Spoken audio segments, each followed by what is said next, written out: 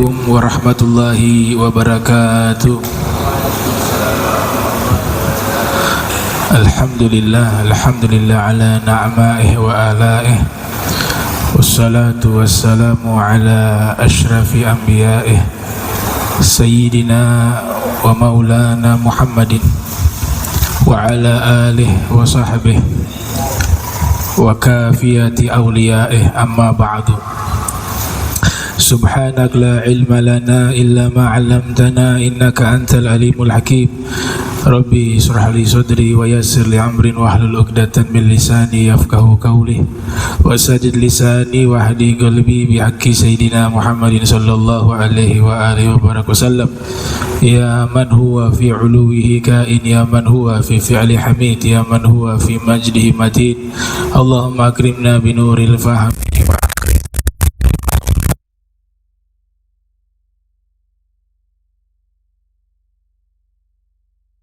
Rabbana zidna ilman wa fahma wa aqla ya akramul akramin bi haqqi sayyidina Muhammadin khatamil anbiya wal mursalin.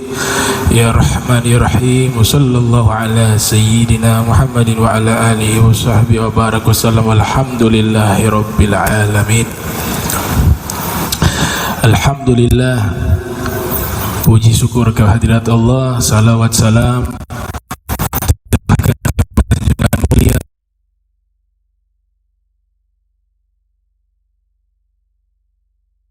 Muhammad sallallahu alaihi wa alihi wa barak wasallam beserta seluruh keluarga beliau, sahabat beliau dan umat beliau yang kami muliakan, kami hormati para imam Masjid Al-Muhajirin,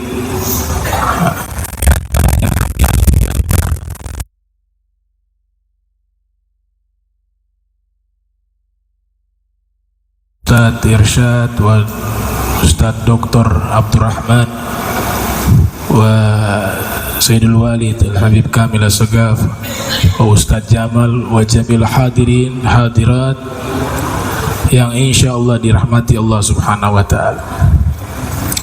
Kita kembali membuka kajian Mukhtasar Sahih Al-Bukhari. Maka di pembukaan kita mereview kembali kajian-kajian yang pernah disampaikan sebelum-sebelumnya.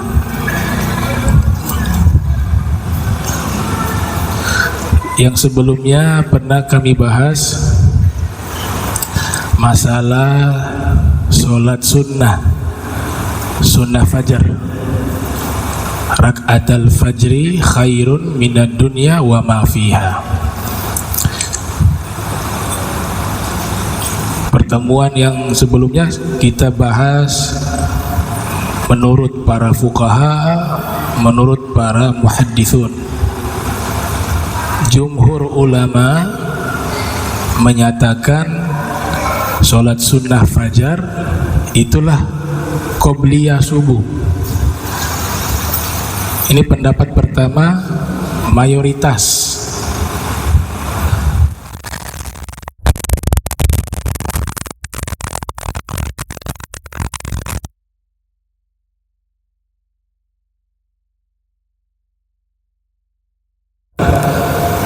Pendapat pertama, sholat duha itu berbeda dengan sholat isyraq. Sholat isyraq itu ketika matahari sudah terbit kurang lebih 16 menit.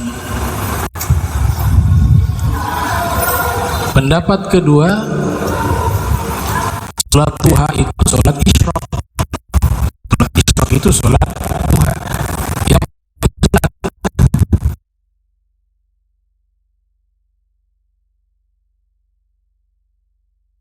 yang secara keseluruhan. Mayoritas menyatakan sunnah fajar itu qobliyah. Waktunya juga sama, yaitu apa? Terbit fajar. Fajarnya fajar sodik. Imam Ghazali berpendapat, dan para sufi ya kebanyakan, dia sholat yang berbeda dengan qobliyah, sehingga ketika fajar, sholat sunnah fajar selesai, qobliyah, mau fajar boleh, mau subuh boleh, niatnya bebas. Syekh Nawawi dalam kitab Nihayatuz Zaid mengatakan yang penting niatnya itu ada landasan dalilnya. Apa itu niatnya? Usolli sunnata subhi rak'ataini lillahi ta'ala, boleh. Usolli sunnatal fajr rak'ataini lillahi ta'ala, boleh. Bahkan usolli sunnatal bard, itu juga boleh. Nah, jadi yang mau mengamalkan yang sunnah fajar, kemudian ditambah lagi qobliyah subuh, bagus. Yang mengamalkan qobliyah subuh saja, bagus. Yang tidak bagus, jangankan qobliyahnya, sholat subuhnya pun tidak dilakukan, yang wajib tuh. Nah, ini sudah clear nih. Kemudian yang kedua, ini kajian hari Ahad. Kita harus membiasakan menyebut dengan hari Ahad. Ini sudah sering disampaikan di dalam kitab Al-Barakah fi Fadli Sa'i wal Harakah.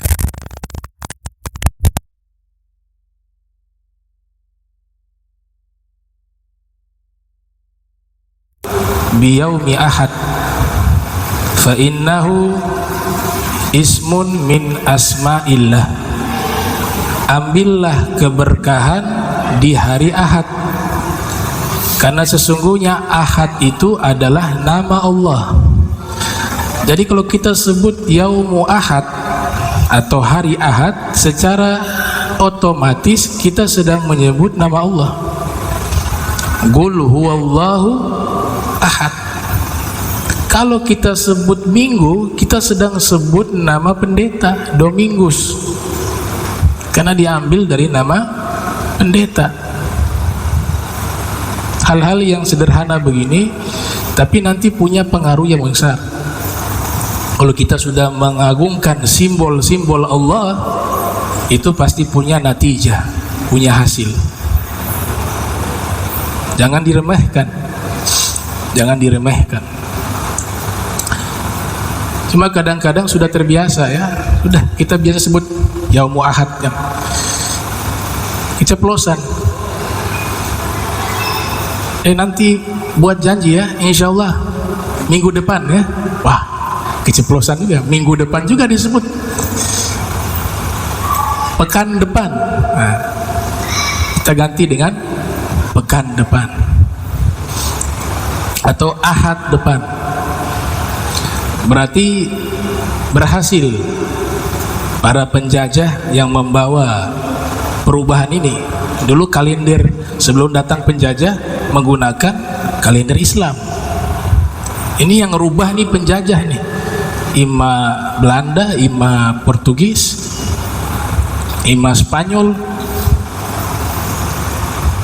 Yaumu Ahad. Kemudian hari libur umat Islam itu hari Jumat. Itu tradisi para ulama, tradisi para aulia, tradisi kaum solihin. Kenapa hari Jumat hari libur? Pertama, hari Jumat adalah hari yang istimewa di dalam agama Islam. Kan khotib selalu, pengantar khotib ya, selalu menyampaikan bahwa hari Jumat itu Sayyidul Ayyam, pemimpin dari seluruh hari. Bahkan di dalam Al-Quran ada surat namanya surat Al-Jumu'ah.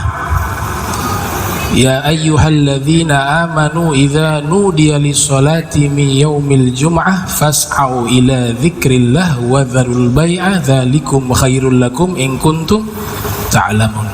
fa idza qudiyatis sholatu fantashiru fil ard wabtagu min fadlillah wadhkurullaha katsiran la'allakum tuflihun. Istimewa hari Jumat, itu hari libur. Kenapa hari itu kita jadikan hari libur? Agar ibadah yang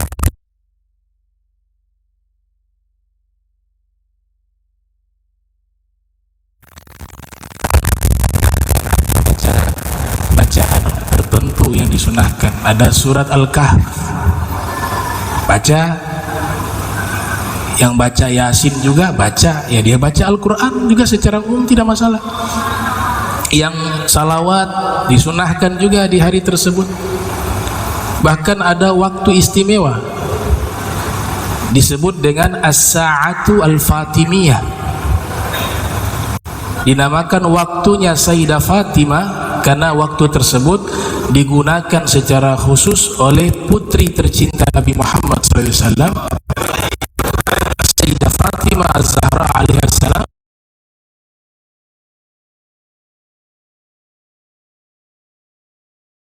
Jumat. Adapun waktunya agwal, ada beberapa pendapat. Ada yang menyatakan di saat khotib duduk di mimbar, itulah waktu As-Sa'atul Fatimiyah. Ada dari guru-guru kami juga mengatakan waktunya itu selesai sholat Jumat sampai asar. Ada juga pendapat yang menyatakan waktunya itu selesai asar sampai maghrib.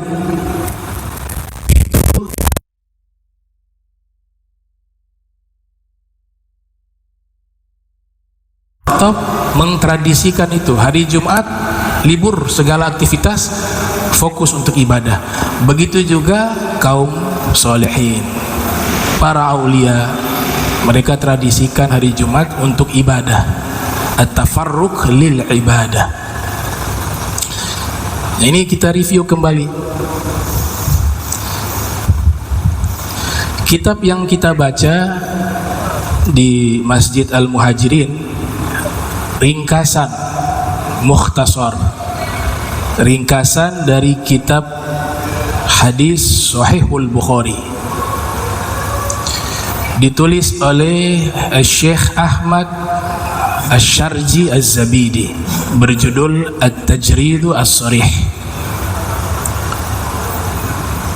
Kitab Sahihul Bukhari menurut para ulama ahli sunnah wal jamaah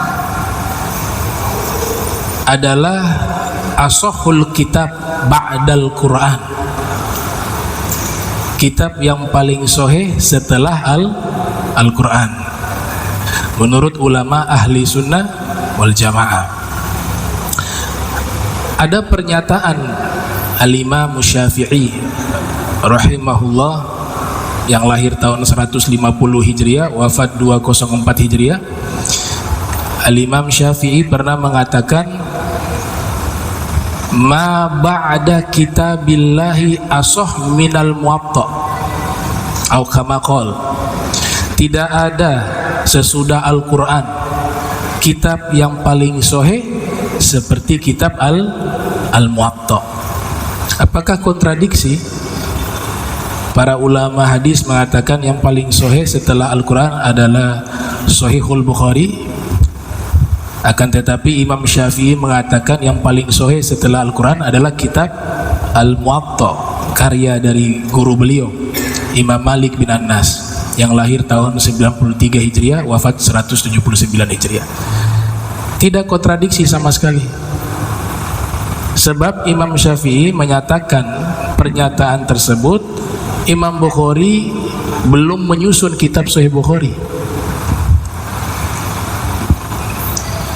belum menyusun kitab Sahihul Bukhari, karena yang lebih senior Imam Malik. Imam Malik lahir 93 Hijriah, Imam Bukhari lahirnya 194, Imam Syafi'i lahirnya 150 Hijriah. Jadi kitab Sahih Bukhari itu belum ada waktu itu, sehingga Imam Syafi'i menyatakan yang paling sahih adalah kitab Al-Muwatta, karena kitab hadis yang ada waktu itu yang disepakati adalah kitab Al-Muwatta. Bahkan Imam Ibnu Qutaibah dalam kitabnya mengatakan dianggap sebagai kitab hadis pertama yang dibukukan dan masih eksis sampai saat ini. Nah, kitab Shahihul Bukhari ini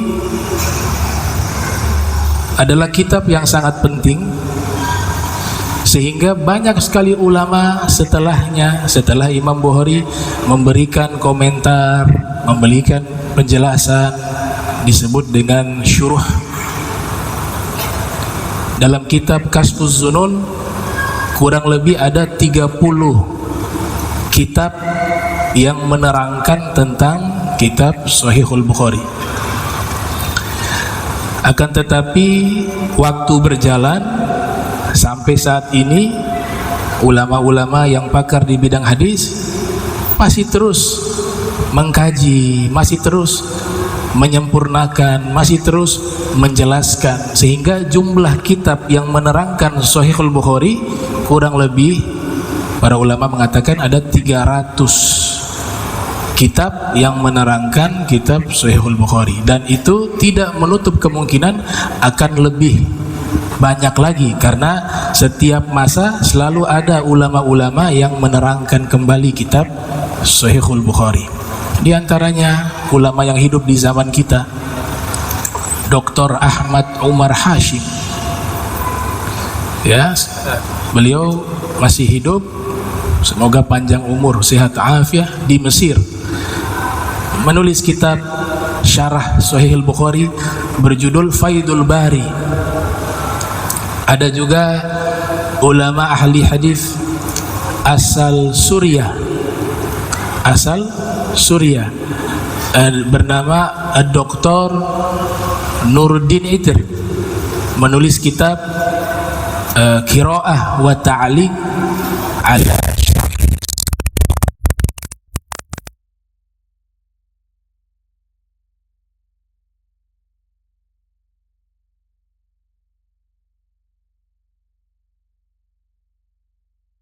artinya jumlahnya akan terus bertambah banyak para ulama hadis menjelaskan kitab Shahihul Bukhari. Bahkan kitab Shahihul Bukhari ini yang dianggap kitab yang menjelaskan kitab Shahih Bukhari yang paling baik, mayoritas ulama menyebutkan adalah kitab Fathul Bari, karya dari Al-Hafiz Ibnu Hajar Al-Asqalani yang lahir tahun 773 Hijriah. Sebelumnya sudah diterangkan juga oleh Al-Hafiz Ibnu Rajab Al-Hambali yang lahir tahun 736 Hijriah, wafat 795 Hijriah, dengan judul yang sama, ya, Fathul Bari. Jadi dua judul yang sama menerangkan kitab Shahihul Bukhari. Para ulama yang ada di Yaman, secara khusus yang ada di Hadramaut, yang ada di Aden, yang ada di Zabid, mereka menjadikan tradisi khusus setiap bulan Rajab khataman Shahihul Bukhari.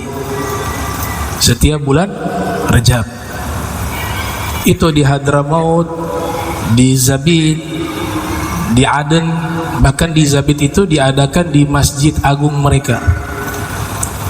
Di bulan Rajab khataman Shahihul Bukhari.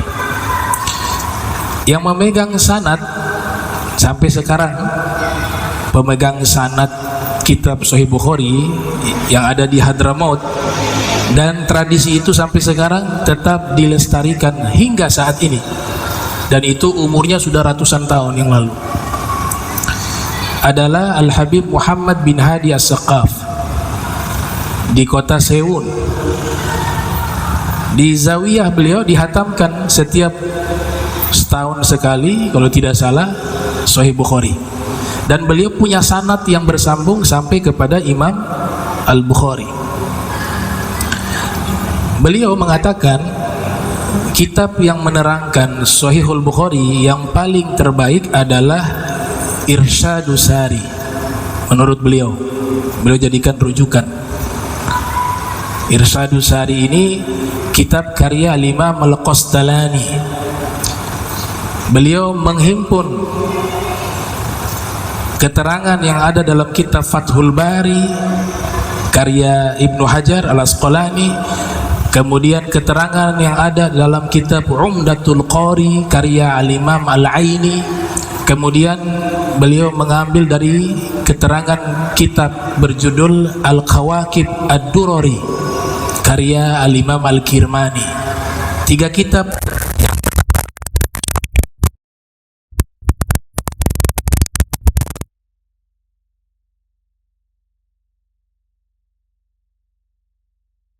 sangat baik dalam menerangkan hadis Nabi Muhammad SAW. Kemudian beliau ringkas, maka jadilah kitab berjudul Irsyadus Sari ala Syarhi Sahih Al-Bukhari. Itu yang menjadi rujukan daripada Al-Habib Muhammad bin Hadi As-Saqaf. Beliau mendapatkan sanad yang bersambung dari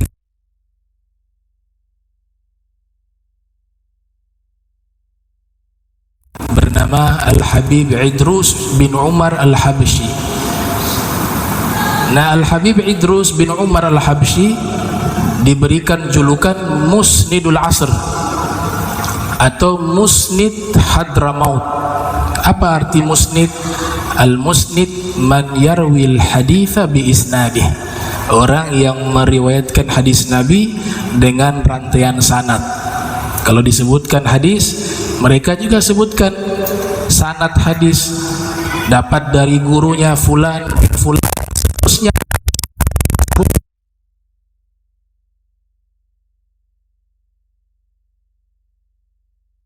Dan beliau salah satu tokoh ulama Sadah Ali Ba'alwi yang ahli hadis, baik hadis riwayah maupun diroyah. Ahli hadis. Bahkan beliau memiliki satu metode manhajiyah hadithiyah, metodologi hadis, tapi beliau menjelaskan sanad tariqah Ali Ba'alwi di dalam kitabnya Iqdul Jawahir, nah Iqdul Yawaqid Al-Jawhariyah Wasimtu Al-Aini Al-Zahabiyah. Beliau terangkan sanad tariqah Sada Ali Ba'alwi terus bersambung sampai kepada baginda Nabi Muhammad sallallahu alaihi wasallam. Jadi perkara sanad itu bukan hanya hadis, tapi tariqat sufiyah juga punya sanad. Kitab-kitab ulama juga memiliki sanad. Ilmu pengetahuan di dalam agama juga memiliki sanad. Ini yang dikatakan oleh Al-Habib Ali bin Muhammad Al-Habsyi, musalsalah minhum asanid akhzihim ila khairi mahmudin wa ashrafi hamadi tariqata rusdin qad talakka alladhi laha minas sirri amjadu khalaifu amjadi abun yatalaka an abihi wa hakadha fayalak min aba kiramin wa ajdadi, dalam satu naskah wa auladi, yang kesimpulan artinya bahwa ilmu mereka, yaitu para ulama Sada Ali Ba'alwi dan ulama-ulama ahli sunnah wal jamaah lainnya dan ulama-ulama yang punya sanad, itu sanad mereka dari sisi keilmuan bersambung kepada Nabi Muhammad sallallahu alaihi wasallam. Mereka dapat dari guru-guru mereka, mereka dapat dari leluhur mereka, mereka dapat dari ayah mereka, semuanya bersanad hingga puncaknya sampai kepada baginda Nabi Muhammad sallallahu alaihi wasallam. Dalam ilmu hadis disebut as-sanad muttasil wal musnadu muttasilu isnadi min rawi hatta al-mustafa wa lam yabin wa ma bi sab'i kulli rawin yattasil isnaduhu lil mustafa fal muttasil. Dan perkara sanad ini sangat penting. Bahkan sanad itu hanya dimiliki oleh umat Nabi Muhammad SAW. Tidak ada agama satupun di dunia ini yang memiliki sanad kecuali agama Islam. Ada agama yang mengklaim ini ucapannya Isa, misalnya Nabi Isa. Sanadnya tidak ada, belum tentu valid. Ada satu agama mengklaim pengikut Nabi Yahya, ada sampai saat ini masih ada, tanpa merendahkan agama tersebut ya. Nabi Yahya mengatakan begini, sanadnya tidak ada. Ada yang mengklaim mengikuti Nabi Ibrahim, lebih jauh lagi. Misalnya Nabi Ibrahim berkata, sanadnya tidak ada. Itu diceritakan dalam kitab Al-Milal wan Nihal karya Imam Asy-Syiristani. Tapi ketika kita umat Islam menyatakan bahwa sesungguhnya Nabi kita Muhammad sallallahu alaihi wasallam bersabda, ini hadis ada sanadnya. Dapat dari mana nih hadis? Dari ulama bernama fulan. Dari siapa? Dari fulan. Dari siapa? Dari fulan. Terus bersambung marfu sampai kepada Nabi Muhammad sallallahu alaihi wasallam. Saya ambil contoh hadis Al-Baqiyatus Shalihat. Itu diriwayatkan di dalam Sunan At-Tirmidzi,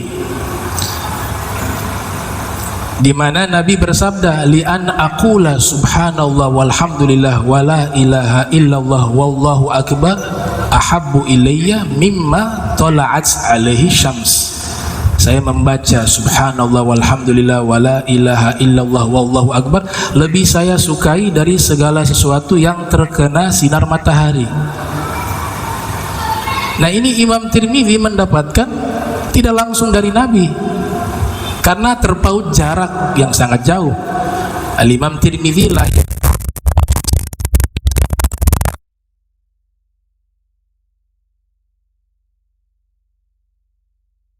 bagaimana mungkin bisa sampai riwayat langsung kepada Nabi?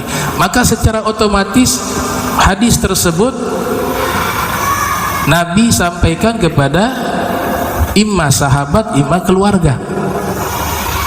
Sahabat menyampaikan ke muridnya, terus muridnya sahabat menyampaikan lagi ke muridnya, sampai ke masa Imam Tirmidzi dapat hadis ini tersambung sanad. Maka hadis ini kalau kita baca sanadnya itu, Imam Tirmidzi mendapatkan dari Abu Quraib, gurunya bernama Abu Quraib. Abu Quraib mengatakan haddatsana Abu Muawiyah, yang menyampaikan kepada saya hadis ini bernama Abu Muawiyah. Abu Muawiyah mengatakan saya mendapatkan hadis ini dari Al-A'mash. Al-A'mash mengatakan saya mendapatkan hadis ini dari Abi Shalih Zakwan ibn Abdullah. Abi Shalih mendapatkan hadis ini dari Abi Hurairah. Abi Hurairah mendapatkan hadis ini dari baginda Nabi Muhammad sallallahu alaihi wasallam. Itu yang namanya sanad. Jadi sanad juga adalah keistimewaan umat Islam. Ada ulama bernama Al-Imam Ibnu Hazm.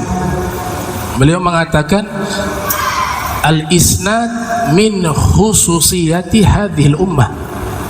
Naqala al-thiqah anil-thiqah yablughu bihi an-nabi sallallahu alaihi wasallam mal ittisal wa khassallahu bihi al-muslimin duna sairil milal.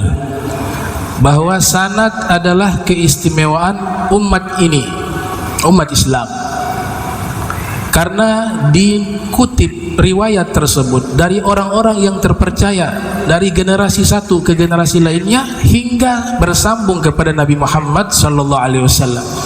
Dan Allah istimewakan umat Islam dengan sanad, dan Allah tidak berikan kepada agama-agama lainnya, hanya khusus untuk agama Islam.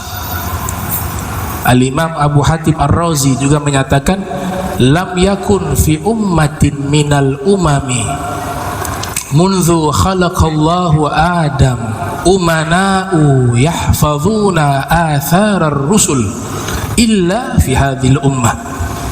Tidak ada satu umat sejak Allah ciptakan Nabi Adam sampai nanti yang Allah munculkan orang-orang yang amanah, yang mampu menjaga peninggalan-peninggalan para rasul seperti umat Islam, kata beliau Abu Hatim Ar-Razi.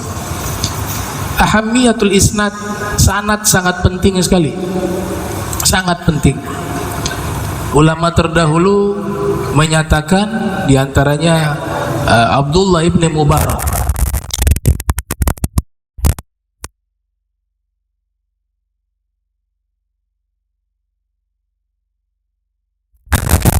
innal isnada minad-din walaulal isnad laqala man syaa ma syaa. Sesungguhnya sanad bagian daripada agama Islam. Seandainya tidak ada sanad, maka setiap orang akan berbicara sekehendaknya sendiri. Begitu juga pernyataan Al-Imam Muhammad bin Sirin, dan itu termuat di prolog kitab Sahih Muslim, di mana beliau menyatakan al-isnad minad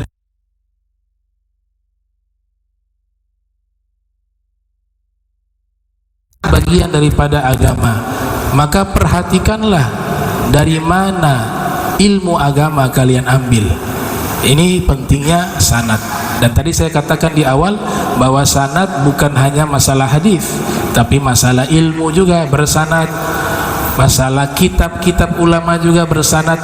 Itu lebih afdol, ya. Bukan berarti yang tidak bersanad kita gak boleh baca, tidak. Silakan, yang penting ada guru. Tapi nilai keberkahannya dan keistimewaannya tentu yang memiliki sanad itu jauh lebih.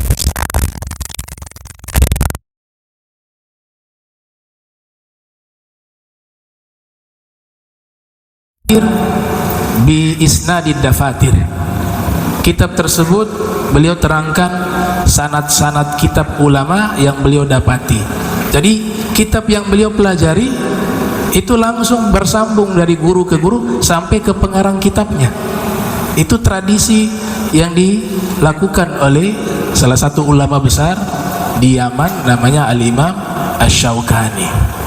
Nah, ini prolog bagaimana kitab Sahih Bukhari ini luar biasa. Ini kitab Sahih Bukhari beliau susun selama 16 tahun. 16 tahun. Berpindah dari satu negara ke negara lainnya. Ketika sudah dihimpun, pertama kali beliau tulis itu di kota Makkah Al-Mukarramah. Bagaimana cara menulisnya? Setelah beliau mengumpulkan hadis, menyeleksinya, kemudian sebelumnya beliau belajar dari guru ke guru, hingga Imam Zahabi yang lahir tahun 673 Hijriah, wafat 748 Hijriah, menyebutkan di dalam kitab Syiaru A'lamin Nubala bahwa Imam Bukhari berguru kepada para ulama hadis, ashabul hadis, yang jumlahnya itu alfun wa thamanuna nafsa.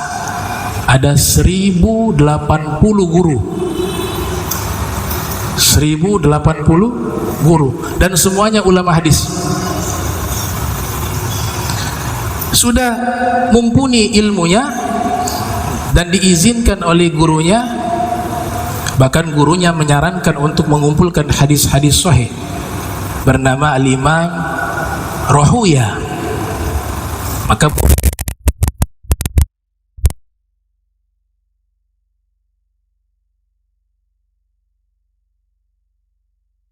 satu hadis beliau tulis, sebelum beliau tulis satu hadis di dalam kitabnya tersebut, beliau wudu, kemudian tawaf waktu menulisnya di Makkah. 7 kali putaran, selesai 7 kali putaran tawaf, beliau minum air zam-zam. Selesai minum air zam-zam, sholat istikharah 2 rakaat agar Allah menguatkan hati beliau bahwa ini hadis benar-benar dari Nabi Muhammad sallallahu alaihi wasallam. Selesai beliau tulis, beliau sholat, selesai 2 rakaat, hati sudah kuat, Allah berikan kekuatan dalam hati karena istikharah, baru beliau tulis 1 hadis. Dan itu beliau tulis setiap 1 hadis seperti itu di kota Makkah.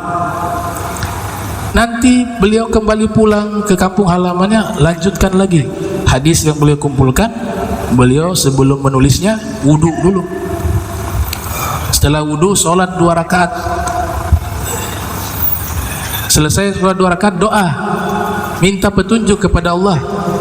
Apakah ini benar dari Rasul atau tidak? Hati sudah mantap, ditulis. Bisa dibayangkan 1 hadisnya seperti itu. Dan hadis di dalam Sahih Bukhari menurut ulama itu ada 7.000 lebih hadis. Kalau diulang-ulang, kalau tidak diulang-ulang hadisnya 4.000 hadis. Nah, 1 hadisnya 2 rakaat sholat. Jadi beliau memadukan, kana jama'a bainal ilmi wal amal wa tazkiyah wal akhlaq al karimah. Beliau menggabungkan antara ilmu, amal, tazkiyah dan juga akhlak yang mulia. Ilmu karena hadis yang ditulis itu ilmu, tapi tidak cukup sampai di situ. Beliau beramal, sholat. Tidak sampai di situ, beliau tazkiyah, mensucikan diri, ada koneksi dengan Allah lewat munajat, doa.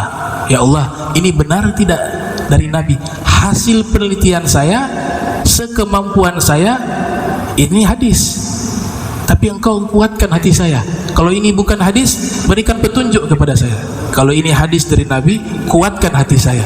Tazkiyah, akhlak yang baik. Semua hadis yang beliau tulis, beliau sudah amalkan. Bukan hanya sekedar berilmu, tapi semua hadis itu beliau amalkan.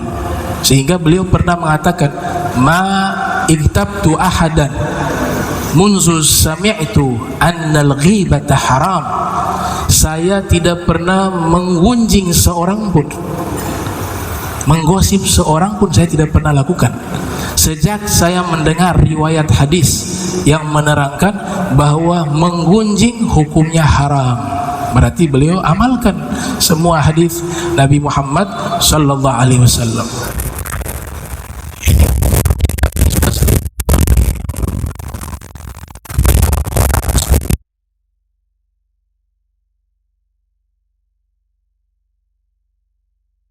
Bin Ismail bin Ibrahim bin Mughirah bin Bardizbah Al-Ju'fi Al-Bukhari. Al-Ju'fi itu adalah bukan nisbat ke beliau, bukan. Leluhur beliau budak. Leluhurnya budak. Tuannya marganya Al-Ju'fi. Tuannya memerdekakan kepada leluhurnya Bardizbah, kalau tidak salah, maka dinisbatkan nama tuannya, nisbat kepada nama tuan atau fam dari tuannya, Al-Ju'fi. Maka ada nama di belakang Al-Ju'fi. Kalau Al-Bukhari nisbat ke tempat tinggal beliau, Bukhara. Masuk sekarang ke wilayah negara Uzbekistan, Bukhara. Nisbatnya ke nama tempat lahir beliau. Beliau lahir 13 Syawal dan wafat 1 Syawal.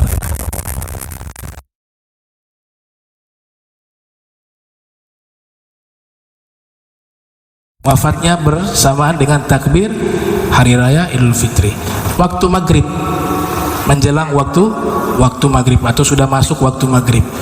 Dan meninggalnya di Khartank, dekat dengan Samarkand, yang juga masih masuk dengan wilayah Uzbekistan. Tanggal 25 Syawal juga meninggal imam besar, 25 Syawal, yaitu Al-Imam Ja'far Shadiq bin Muhammad Al-Bagir ibn Ali Zainal Abidin ibn Husain ibn Ali bin Abi Thalib. Meninggal pada tanggal 25 Syawal. Jadi ulama-ulama yang ada di zaman dulu sampai saat ini memang Allah Ta'ala lahirkan para ulama di berbagai negara, tidak hanya terfokus satu tempat.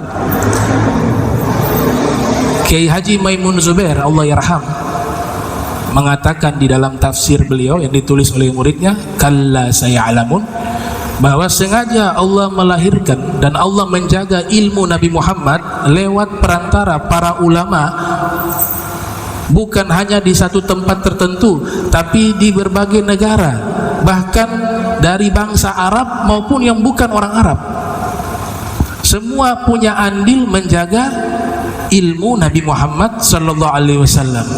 Di antaranya ulama-ulama Uzbekistan pecahan Uni Soviet masuk Rusia. Kalau bahasa klasiknya disebut bilad ma wara'an nahar, satu negeri yang berada di balik sungai-sungai yang ada di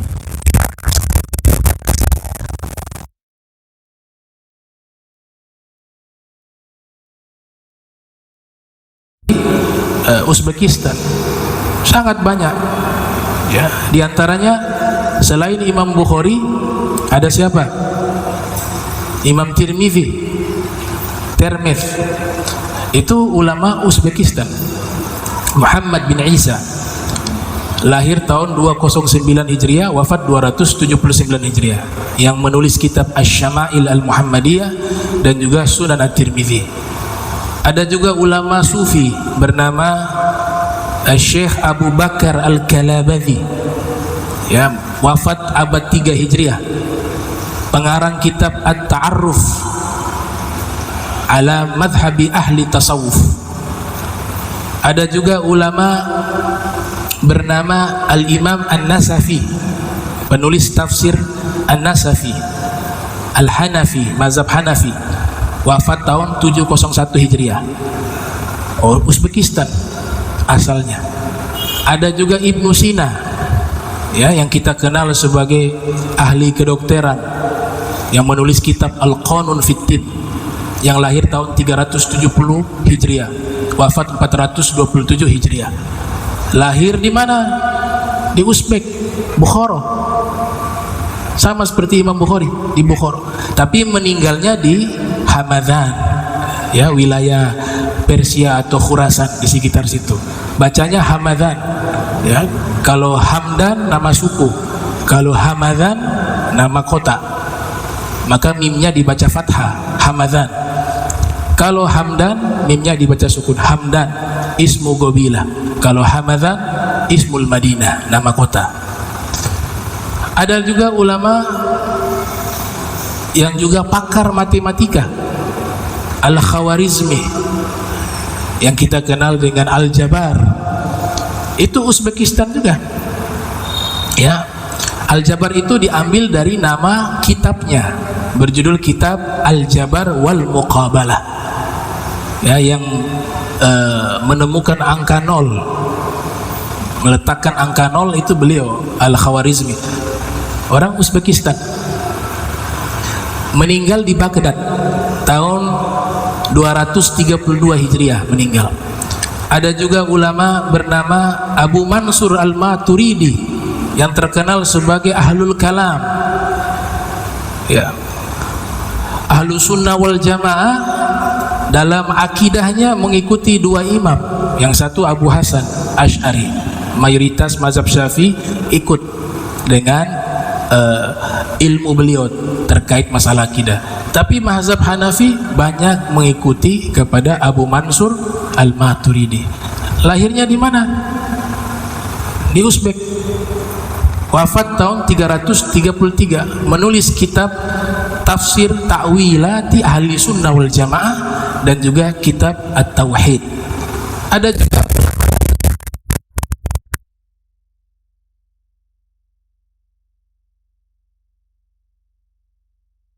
Uzbekistan, Samarkandi, lahir tahun 333 Hijriah, menulis kitab Tanbihul Ghafilin dan juga kitab tafsir Bahrul Ulum. Dan ada juga salah satu sufi pendiri Thariqah Naqsyabandiyah, yaitu Syekh Bahauddin Naqsyabandi. Beliau lahir di Bukhara dan meninggal di Bukhara. Lahir pada tahun 717 Hijriah, wafat 791 Hijriah. Dan masih banyak ulama-ulama yang berasal dari Uzbekistan. Bahkan salah satu sepupu Nabi itu dimakamkan di Samarkand, bernama Qutham ibn Abbas, saudara dari Abdullah bin Abbas. Itu meninggal di Uzbek, di Samarkand. Kuburannya masih ada sampai saat ini. Ya, Al-Imam Zahabi dalam kitab Tarikhul Islam menyebutkan beliau wafat di masa Khalifah Muawiyah karena jihad fisabilillah. Bisa antum bayangkan ya, aslinya dari Madinah, di zaman itu jihadnya sampai ke Uzbek, meninggal di sana, dikuburkan di sana. Dan Qutham ini termasuk salah satu orang yang ikut memandikan atau ikut andil di dalam prosesi memandikan jenazah Nabi Muhammad sallallahu alaihi wasallam. Di antara yang memandikan jenazahnya Rasul adalah Qutham bin Abbas, kemudian saudaranya Al-Fadl bin Abbas, ayahnya Abbas ibn Abdul Muttalib. Ketiganya bertugas membalikkan tubuhnya Nabi, ya, menggerakkan tubuhnya Nabi. Kemudian yang tugas memandikan itu Nabi wasiatkan Sayyidina Ali bin Abi Thalib. Dan airnya pun itu wasiat dari Nabi, airnya menggunakan air yang berasal dari Bi'rul Girs yang ada di Madinah dekat Masjid Quba. Nah, sumurnya sampai sekarang masih ada.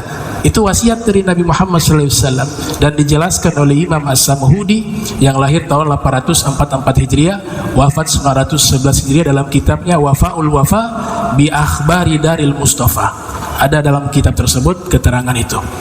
Kemudian yang memandikan Syukran Maula Rasulillah dan Usama bin Zaid. Keduanya bertugas menuangkan air, menyiramkan air. Dan satu riwayat bernama, ada satu juga membantu namanya Uwais bin Khawlah. Jadi kurang lebih ada berapa? Kalau di riwayat 6, dalam riwayat lain 7 orang. Qutham salah satu yang ikut memandikan jenazah Rasul SAW, ikut andil ya, yang memandikan Sayyidina Ali saja, yang memandikan Sayyidina Ali bin Abi Thalib. Beliau yang memandikan atas wasiat dari baginda Nabi Muhammad SAW. Kemudian terakhir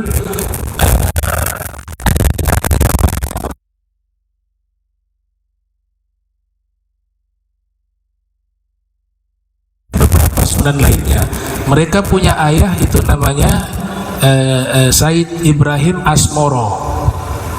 Asmoro itu dari kata Samarkand. Said Ibrahim Asmoro ini atau Said Ibrahim Samarkand ini lahirnya di Samarkand di Uzbekistan, kemudian dakwah sampai ke tanah Jawa. Beliau bernama Jumadul Kubro atau Syarif Hussein. Jumadul Kubro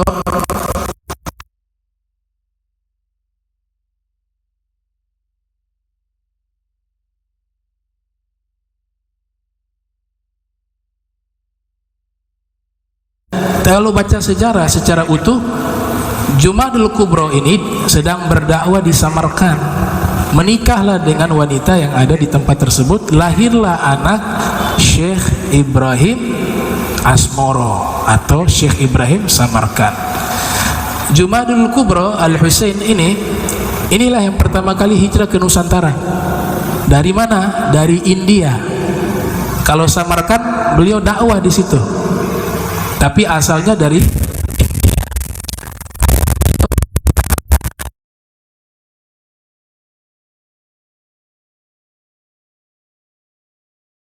Sayyid Abdullah. Sayyid Abdullah ayahnya bernama Sayyid Abdul Malik. Sayyid Abdul Malik ini adalah orang yang pertama kali hijrah keluar dari Hadramaut. Makanya disebut Al-Muhajir Thani, orang yang berhijrah yang kedua. Yang pertama kan Al-Imam Ahmad bin Isa Al-Muhajir, itu Al-Muhajir awal. Beliau ayahnya adalah Said Alwi Ammul Faqih, ya, paman dari Faqih Muqaddam. Terus bersambung sampai kepada Sayyidina Ahmad Muhajir, wa Isa Rumi, Muhammad An-Nagib, Ali Uraidi, seterusnya sampai kepada baginda Nabi Muhammad sallallahu alaihi wasallam. Nah, ini sedikit keterangan terkait kita mereview kembali kitab Sahihul Bukhari. Wa insyaallah pertemuan berikut kita mulai kembali membaca.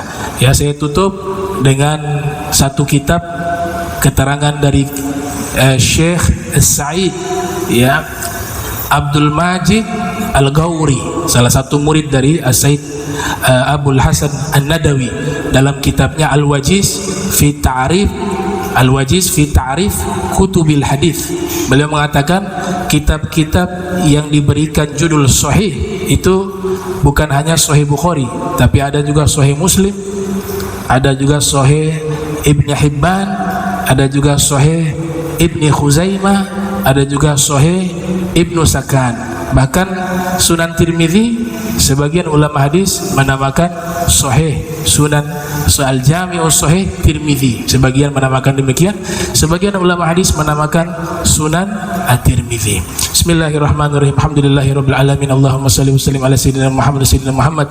Allahumma jam'ana hadza jam'an marhuma wa tafarraqana ba'da tafarruqan ma'suma wa la tajal minna wa la minna sakilan mahruma. Subhanaka bihamdika asyhadu an astaghfiruka wa atubu ilaik. Wa sallallahu sayyidina Muhammadin wa ala alihi wa sahbihi wa baraka wasallam wa lafu minkum. Wassalamu alaikum warahmatullahi wabarakatuh.